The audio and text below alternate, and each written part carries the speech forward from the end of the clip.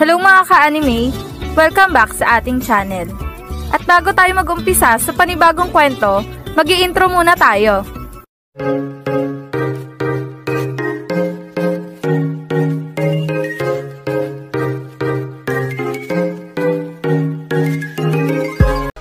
Bago natin simulan ang panibagong kwento ng High School League, gusto ko lang ipaalala sa inyo na paulit-ulit na ang kwentong ito ay isang fan-made lamang na nabasa ko lang sa isang site at hindi ito kasama sa totoong kwento ng Slam Dunk. Ngayon, kung nagustuhan niyo ang ganitong kwento, please pa-like ng ating video at pa-follow na din sa ating Facebook page na Tagalog Anime Manga. Tara, umpisahan na natin ang Chapter 171 ng International League. Nagpakilala na nga agad ang mga manlalaro ng Dream Team sa Shouku at talaga namang kinuha agad ng Dream Team ang unang punto sa unang half ng laban. Habang itong si Ryota naman ay nagawang masupalpal ng sobrang lakas ni Momoshiki na labis na ikinatuwa talaga ng buong tagahangan ng Dream Team. Sa kabilang banda naman, hawak na nga ng Dream Team ang bola at dinadala na ito ni Akashi papunta sa kanilang basket. Habang ang buong manlalaro ng Dream Team ay agad na tumakbo papunta sa kanilang basket upang gumawa ng isang fast break at itong si Akashi naman ay agad na ibinato ng sobrang lakas at sobrang bilis ang bola papunta kay Jade. Habang itong si Jade naman ay agad na nakuha ang bolang ipinasa ni Akashi sa kanya. Kaya naman, hawak na ngayon ni Jade ang bola at mabilis niya na itong idinidribble papunta sa kanilang basket. Nalabis na pinangamba talaga ng mga tropa ng Shouku. Grabe, sobrang bibilis ng mga manlalaro ng Dream Team. Sa isang iglap lamang, nagawa agad nilang makababa sa kanilang basket. Naku po, delikado ang Shouku dito ah. Yan ang usapan ng mga tropa ng Shouku. Habang itong si Jade naman ay mabilis na ang itinakbo ang bola at sinasabayan na ito ni Momoshiki papunta sa kanilang basket. Nang biglang ipinasa ni Jade ang bola papunta kay Momoshiki. Habang itong si Hanamichi naman ay hindi nagpatalo at talaga namang sinabayan at nakipag one-on-one ito kay Momoshiki. Hindi ka makakalusot sa akin.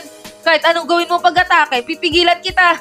Tignan natin kung magagawa mong makalusot laban sa depensa ko. Yan ang sabi ni Hanamichi. Sabay dikit sa opensa ni Momoshiki at talaga namang nakikipag one-on-one na siya sa opensa ni Momoshiki.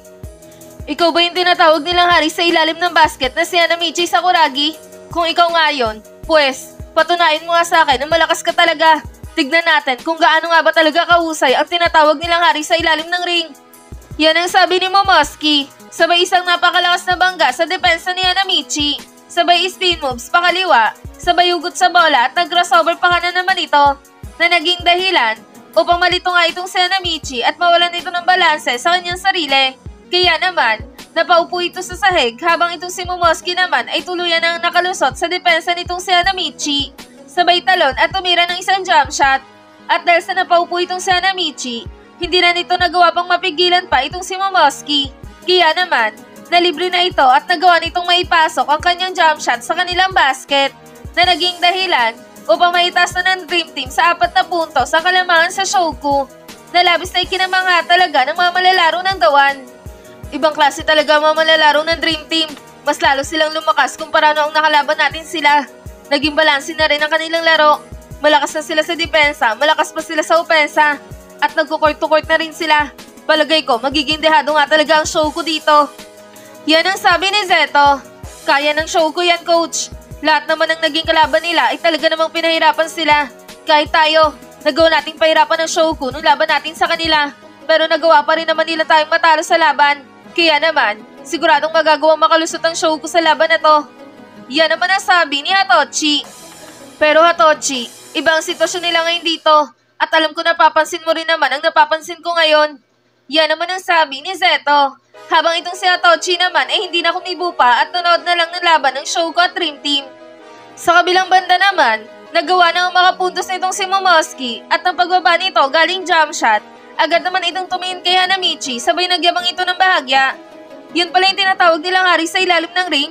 Mali ata ang expectation ko sa'yo ah. Akala ko pa naman talagang mahusay ka. Mukhang may hina lang talaga ang kaya mong talunin.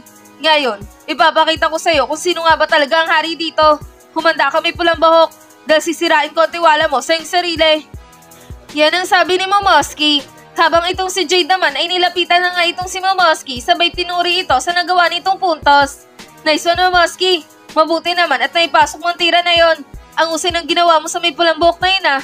Talaga namang pinatumba mo siya sa isang ikot lamang. Yan ang masayang sabi ni Jade. Tuloy-tuloy na to. Wala na sa ating makakapigil para umabante sa finals. Bonus round lang ang show ko sa atin. Sigurado na ang ating pagkapanalo dito. Yan naman ang sabi ni Momoski. Habang itong si Hanamichi naman ay biglang napabulong sa kanyang sarili at tumitig ng matalim kay Momoski. Ang sakit ng ginawa mong pagbangga sa akin ah. At akala mo palalagpasin kong ginawa mo na yon? Humanda ka sa akin, lalaki ka. Dahil babawian kita ng higit pa sa ginawa mo sa akin. Papatunayan ko sa'yo na dapat mo akong katakutan. Yan ang sabi ni Hanamichi sa kanyang sarili na talaga namang nag-iinit na sa laban.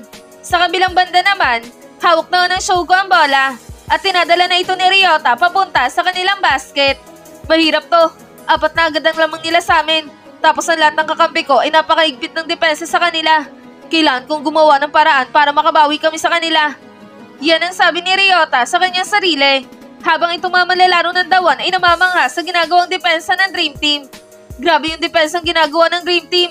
Halos hindi makagawa ng play ang mga manlalaro ng Shogo sa kanila. Sobrang agresibo nila at parang ayaw talaga nilang bigyan ng pagkakataon na makapuntos o makabawi man lang itong Shogo sa kanila. Yan ang sabi ni Yamato. Tama ka nga, Yamato. At tignan mo ang mga nagbabantay sa ilalim ng basket. Ayaw nilang bigyan ng magandang pwesto itong sila Akagi at Hanamichi. Talaga namang dinidikitan nila ito. Yan naman ang sabi ni Misai. Ngayon, dito natin masusubukan ng Shogo kung ano nga ba ang kanilang gagawin na hakbang sa posisyon na ito. Kung makakagawa ba sila ng puntos o magagawa ba sila ulit na mapigilan ng kalaban nila. Yan naman ang sabi ni Zeto. Sa kabilang banda naman, mabalik na tayo sa loob ng court. At dito ay hawak pa din ni Ryota ang bola at idinidribble niya ito papunta sa kanilang basket. Nang bigla niyang ipinasa ang bola papunta kay Hanamichi. Habang itong si Hanamichi naman ay nagawa nga makuha ang bolang ipinasa sa kanya ni Ryota. At nang hawak na ni Hanamichi ang bola, agad din naman itong binantayan na mahigpit ni Momoski at Takashi. At sa pagkakataon na to, talaga namang halos mayakap na siya ng dalawang malaking manlalaro ng Dream Team. Nalabis na ikinagulat talaga ng buong tropa ng Shogo. Grabe naman yung depensa ng kalaban nila Hanamichi. Mukhang wala talaga silang balak na papuntosin ng Shogo ah. Dinouble team agad nila si Hanamichi. At talaga namang niyayakap na nila ito para hindi makawala sa kanila. Yan ang usapan ng mga tropa ni Hanamichi. Patay, lagot ang Shogo dito. Mukhang pinag-aralan talaga ng Dream Team kung paano mapipigilan itong si Hanamichi. Yan ang sabi ni Zeto. Tama ka nga, coach. Palagay ko, pinanood nila ang mga laban ng Shogo. Kaya naman, alam nila kung sino ang maaaring magpahirap sa kanila. At ito ay walang iba kundi si Hanamichi. Yan naman ang sabi ni Hatoshi. Habang itong coach ng Dream Team naman ay napabulong sa kanyang sarili. Yari ka na ngayon number 10. Hindi ka makakaisa sa amin. Dahil full trap defense ang ginagawa ng mga player ko ngayon sa'yo. Yan ang nakangiting sabi ng coach ng Dream Team. At itong si Hanamichi naman ay sobrang nahihirapan na nga sa ginagawang depensa ng Dream Team sa kanya. Na biglang sumigaw itong si Mitsui. Hanamichi! Dito dali! I-bounce pass mo ang bola sa akin, bilis! Yan ang sigaw ni Mitsui. Sira ulo ka ba, Mitsui? Akala mo ba ganun lang kadali magpasa ng bola? Lalo na kung may dalawang gorilla na dumidepensa sa'yo. Yan naman ang sabi ni Hanamichi. Ano na may pulang buhok? Paano ka makakalusot sa depensa namin ngayon? Sige nga, tignan natin kung gaano ka nga ba talaga kahusay. Tignan natin kung magagawa mong makalusot sa amin. Yan ang sabi ng dumidepensa kay Hanamichi. Habang itong si Ayako naman ay nangangamba na. Dahil na nga sa hindi magawang makagawa ng play itong mga manlalaro ng Shogo. Coach, tinatrap nila itong si Hanamichi. Mukhang siya talaga ang target ng mga manlalaro ng Dream Team. Yan ang sabi ni Ayako. Tama ka nga, Ayako. At talaga namang pinag-aralan at pinagplanuhan nila ang laruan ng ating kupunan. Dahil alam nila kung paano pipigilan ang ating mga manlalaro. Yan naman ang sabi ni Coach Hansai. Habang itong si Hanamichi naman ay biglang ipinasa na nga ang bola papunta kay Mitsui.